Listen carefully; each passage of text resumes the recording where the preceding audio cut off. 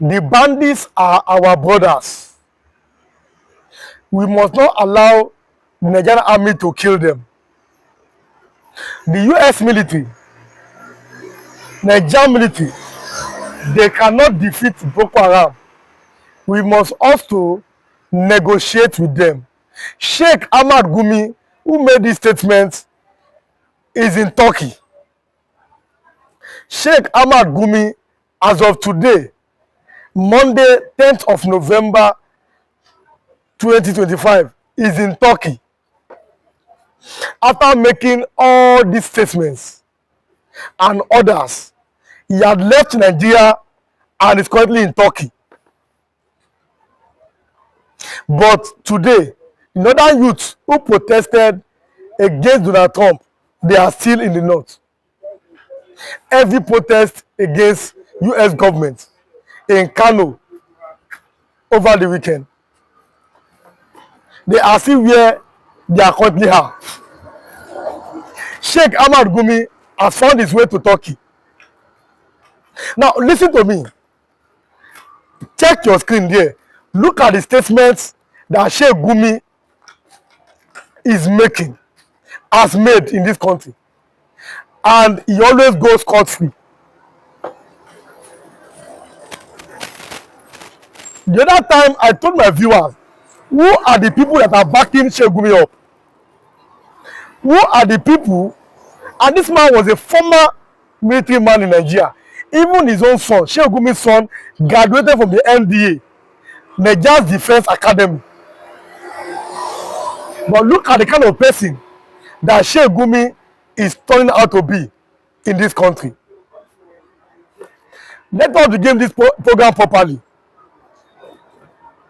If you are watching for the first time, kindly subscribe to this YouTube channel, on notifications, drop your comments, click the like button, and also share this video. Kindly like and share as we are watching, and also drop your comments. Kindly subscribe if you have not subscribed, and also on notifications. Don't just subscribe and on notifications. But don't just watch alone. Like and share this video and drop your own comments. Sheikh Gumi is currently in Turkey. He has left Kaduna State. On Sunday, I gave you an information, which was yesterday, the 9th of November.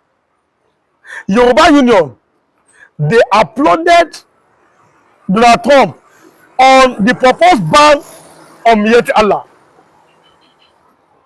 Don't forget, the US government have proposed a ban on Miyeti Allah, cattle breeders, Association of Nigeria, MACBAN, and the Miyeti Allah Cattle Ori and other Fulani groups. They have proposed a ban on them, the US government. They have proposed a ban on them. This is what we are talking about. And this is a very, very good news.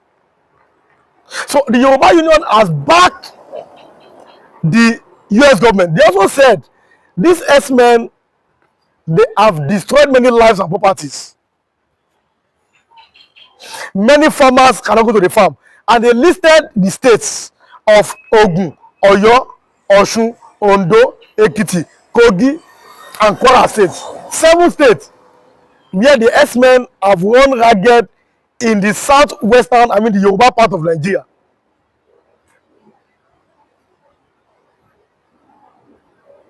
Look at the middle belt part of Nigeria today. Let me even look. Let's talk about Yakubu Gowon today.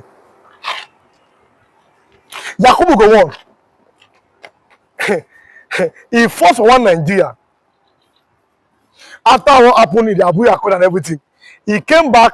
He fought for the unity of Nigeria. His statements earlier this year, he said, I did not allow anybody to separate this country, and he has no regret. That's what he said, that he has no regret for crushing the Igbo people who want to divide Nigeria. Yakubu said on Arise Television that he told the Nigerian soldiers not to kill innocent young men and women, But he also said, no, innocent women and little children. Then he also said that people that died during the Biafra Civil War were less than 1 million human beings. But people have said these are lies. The people that died, they exceeded over 3 million. But let's look at the state of Yakubu Gowon. Yakubu Gowon is from Plateau State. Look at how many people are being buried almost every day in Plateau State. Look at Plateau State itself. Look at how it has become a shadow of its own self. A state that has a former general, a leader of Nigeria. Look at what Plateau has turned into. Look at what Benue State has turned into. But then, Sheikh Gumi makes statements and is allowed to go free. And is allowed, don't forget, a man called him a terrorist, a lawyer. And Sheikh Gumi told the man, you must retract your statement in less than 24 hours. The man said no, that I am ready to face the court. The man refused. He said no, I don't agree. The man called him a terrorist, and the man have refused to apologize to him because Sheikh Gumi demanded an apology. But if you are watching this video, kindly drop a comment on this. What do you think about Sheikh Gumi? Kindly drop a comment as you are watching this video. Sheikh Gumi as a human being, what do you think about his personality? What do you think about his person? What do you think about how government should treat him? Now, as you are watching, please kindly drop a comment on that. Let us continue. So, Sheikh Gumi and the are having back and forth over the terrorism name he called Sheikh Gumi. Sheikh Gumi gave me 24 hours. The man said, no, I will not apologize. But little wonder, you are asking yourself, why will such a man apologize? Whereas we've seen Sheikh Gumi at different times advocating for bandits. At different times, look at that statement that government should negotiate with Boko Haram. Now, under Muhammadu Buhari, everybody said, because obviously they are the same, Fulani and Fulani. Now, Tinubu is the president. Tinubu, a Yoruba man from Osun State, is the president now. He is still making these statements. And it's even like getting worse. And I said, Tinubu people should be very careful. This man, the way he's talking, on which capacity? That's the problem. Which capacity is he talking? Who is sending him that message? In Sokoto State, the bandits came, they killed many people, and they abducted young girls. I gave you that information yesterday. In Sokoto, the same bandits who Sheikh Gumi is asking the government to negotiate with, they came to Sokoto State, they killed many people, and they abducted a young lady. Not a young, many young ladies. They were all taken. But instead, you are protesting. you see this country. You are protesting about the killings that Donald Trump had in mind to destroy the terrorists. Donald Trump told Nigeria, destroy the terrorists or I will come and destroy them. They are having protests in the north. How many times have you protested high level of insecurity in that part of Nigeria? You have not asked me that question. How many times have you seen a large process against the wanton lives of others that have been destroyed in different states of the north? But you are more concerned about Donald Trump's intervention. But the good news is, Tinubu's government should now start eliminating one by one the leaders of Boko Haram. It's very, very important as of today. Tinubu's government must now take the bull by the horn and start destroying them one after the other, till they are almost finished on the surface of the earth. That is what Tinubu's government should do now. When I said the bandits should now be seen as terrorists, the more you call them bandits, though, that's what the paper reports. The paper will say they are bandits. Listen to me.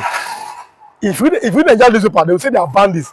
But the government themselves should now designate them as terrorists. It's very crucial and important today. These people are not ready to change.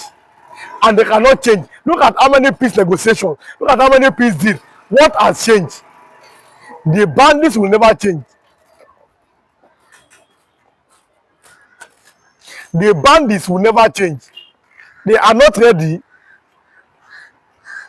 and they will never be ready to change.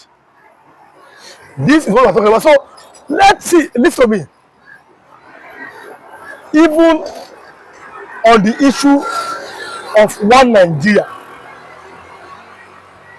because people like Sheikh Gumi, the sort of Sokoto, they don't hear anything. One Nigeria is what they have in mind. Every time it is one Nigeria, no problem. In the one Nigeria, let us have a proper restructured system. If you ask Sokoto, he said one Nigeria. The other day he was in Lagos. He said nobody can divide Nigeria. When he went to Benin Kebbi, he talked about them social media being a purveyor of fake news, which can divide or can cause any form of division in the country. But let's look at, more importantly, how Nigeria can survive. That one should be at the back of my minds. How do you think this country can survive? We must have a credible system with the people of Nigeria are involved in. That is why it's very important that 1999 Constitution should be properly amended. The Sharia law has taken a foothold on that Constitution and is not changing soon. Sharia law has taken a foothold on that Constitution and it will never change. So it is the people of Nigeria that should speak, listen to me, that should speak up, that should be wise enough that this Constitution is not for us. It was a military Constitution being handed over to a civilian government. It was handed over 1999 to Obasanjo's government, where we return to democracy again. So that Constitution is not our own Constitution. Let the people of Nigeria have an input. How possible best we can govern ourselves. Let us have a people's constitution. It's very important. It is very important that we have a people's constitution. Constitution that favors the Nigerian masses. Listen good. That is the only way we can move forward. Listen to me. This one that you are using. This one that we are using now is not, there's not enough. So until we have our constitution, that there's our own input there. This one, okay, look at Nigeria for example. Till today, Lagos still have 20 local governments. Till today, there are still 5 states in the eastern part of Nigeria. No, should not be so. all regions must have or should have 6 states each. All regions should have the same amount of states in Nigeria, which is supposed to be so, which is very, very crucial and important. But look at the amount that every state has. So it is time, listen, for you and me to think as a normal human being. Now, look at what Sharia Council is talking about. Tinubu should sack the new INEC chairman, Joash Ojamukpito. God have mercy. Over the statement that he made several years ago on the Christian genocide. And after how many years, look at that statement. That he must be sacked. That statement is against Islam and against northern Nigeria. But the good news is that President Bola Tinubu have ignored that statement. He has ignored it completely. And that's how it's supposed to be. Nigeria belongs to everybody, and nobody should be seen or to be feeling that they own this country. Another people from the south, there is no way the north will come to rule. It's like a divide and rule. Here one north. Even when we know that middle belt are different. But there's that word saying one north. But is there one south? So it is a deliberate divide and rule. Listen, it is deliberate. We must not deceive ourselves. This divide and rule, it is deliberate by the politicians from northern Nigeria. When a man from Kano came to our newspaper stand, he said, until Yoruba and Igbo will agree, then the domination of the north will stop. But he also said, there is no way Yoruba and Igbo will ever agree. Because that is the planting of the north.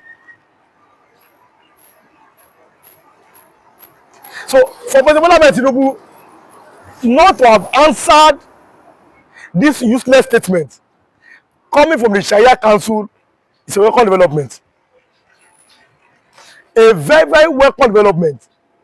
Over the weekend, the kidnapped Deputy Speaker of the Kebbi State House of Assembly, he was released. I said, after 1 week in bandits detention, I said, if Deputy Speaker of a state can be kidnapped, who is the number 4 citizen of that state? What is the hope of the common people of that place?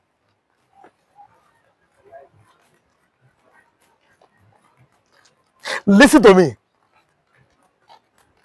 Deputy Speaker of a state, they kidnap him. Okay, you that you are nobody, what will happen to you? He spent 1 week in kidnappers den. 1 week he was there. They held him hostage for 1 week. Now, check your screen as you are watching this video. I gave you a news yesterday, Sunday, the 9th of November. Today is Monday, the 10th of November. How Lakuraba terrorists, they killed a Nigerian custom officer. Now, the man has been buried. Check your screen there. The governor of Kebbi State was there doing his prayers. Terrorists killing a customs officer. The North is not talking about that one. You are concerned about how President Tinubu should sack the INEC chairman. Which country moves on like this? I'm asking you a question. Which country moves like this? A customs officer was killed by Lakuraba terrorists. Which same country, which nation that want to progress moves like this at this present age and time? That is the question I must ask ourselves. So, again, if you are watching this video, what do you think that the northern Nigeria wants from the southern Nigeria or other part of Nigeria? Because obviously, the north has ruled the most. They have enjoyed Nigeria the most. What do you think the north want from other part of this country? As you are watching this video, don't comment on that. What do you think the northern Nigeria wants as of today? That's a vital question we must ask ourselves. So, drop your comment as you are watching this video now. The north has ruled the most. They have benefited from Nigeria the most. So, at this present age and time, today, Monday, 10th of November, what do you think the north wants from the rest of Nigeria? That is the question we must ask ourselves.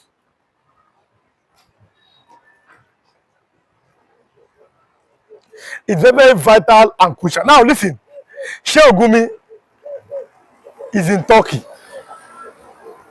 Sheikh Ahmad Gumi is now presently in Turkey. He's not in Nigeria.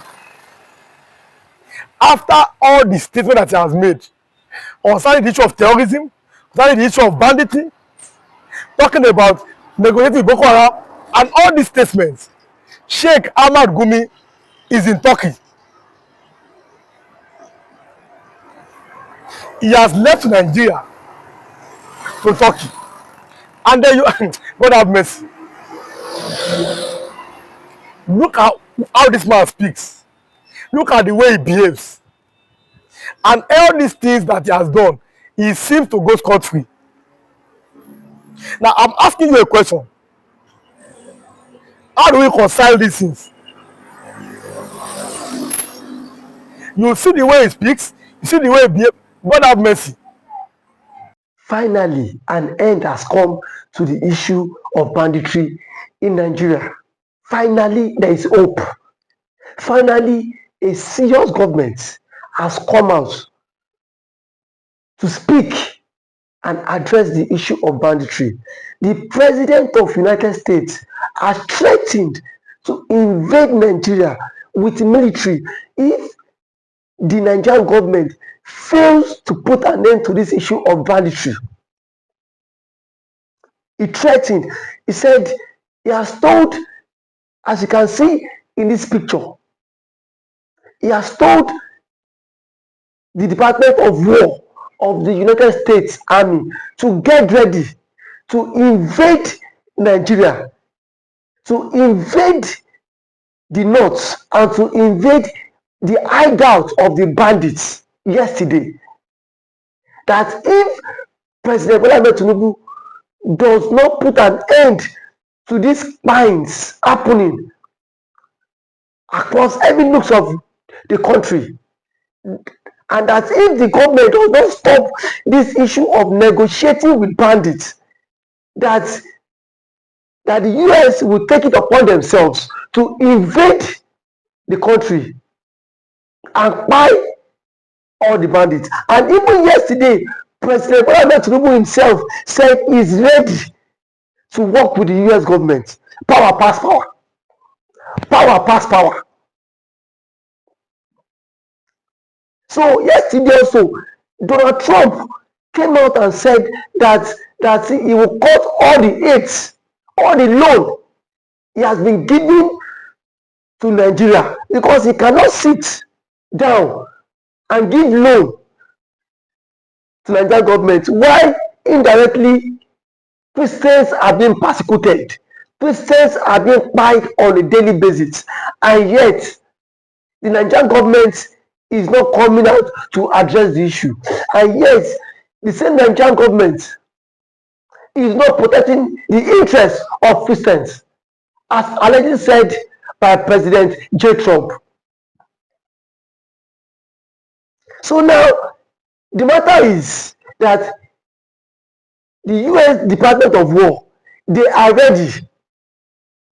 They are very much ready to come to the aid of people who are being persecuted in Nigeria, and Christians who are being killed on a daily basis. This is how you know a serious government who is ready to put an end to insurgency. This is how you know a serious government who is ready to buy those Fulani bandits. So all this while, the Nigerian government has not been serious, to cope in insurgency. Now that Donald Trump